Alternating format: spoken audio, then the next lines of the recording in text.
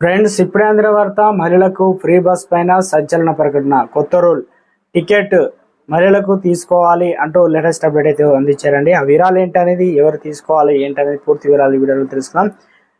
వీడియోని పూర్తిగా చూడండి, కంప్లీట్ ఇన్ఫర్మేషన్ అయితే అర్థమవుతుంది. ఇంకా ఎవరైనా సరే మన ఛానల్ సబ్స్క్రైబ్ కూడా చూసినట్లయితే దయచేసి ఛానల్ సబ్స్క్రైబ్ చేసుకోండి. మీరు సబ్స్క్రైబ్ చేసుకోవడం వల్ల ఇటువంటి లేటెస్ట్ అప్డేట్ అందరికంటే ముందుగా అందించడం జరుగుతుంది. నోటిఫికేషన్ కూడా చూస్తున్నారు, లైక్ మర్చిపోతున్నారండి, దయచేసి లైక్ చేయండి. ఇక లేట్ చేయకుండా వీడియోలోకి అయితే వెళ్ళిపోదామండి.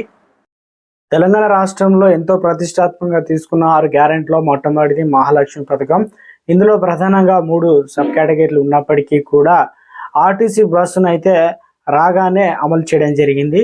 ఇందులో ప్రధానంగా తెలంగాణ రాష్ట్ర ప్రజలకు బిగ్ అలర్ట్. కొత్తగా తెలంగాణ రాష్ట్రంలో సెమీ డీలక్స్ బస్సులు అయితే రాబోతున్నాయి. అయితే ఈ బస్సులో అందరికీ టికెట్ అయితే కొనాల్సిందనమాట. ఇక మొత్తం మీద అయితే మహిళలకు ఫ్రీ బస్సు ఉందన్న మాట.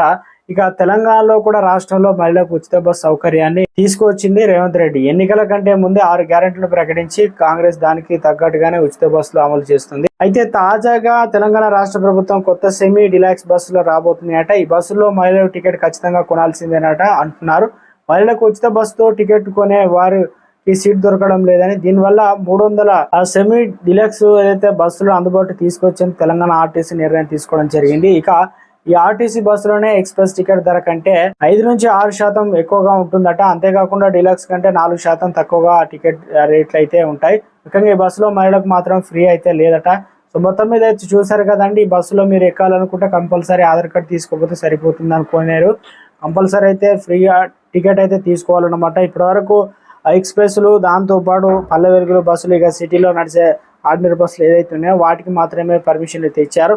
సో అటువంటి వాటిలో ఎలాంటి మార్పు అయితే లేదు. కానీ ఈ బస్సులో మాత్రం కొత్తగా వీటిలో మాత్రం అయితే పూర్తి స్థాయిలో కూడా మహిళలు కూడా ఫ్రీ అయితే కాదన్నమాట. టికెట్లు అయితే కంపల్సరీ అయితే తీసుకోవాలి. ఇది పురుషులకు కాస్త ఊరట ఇచ్చినప్పటికీ మహిళలకు సంబంధించి షాకింగ్ నిర్ణయం అంటున్నారు.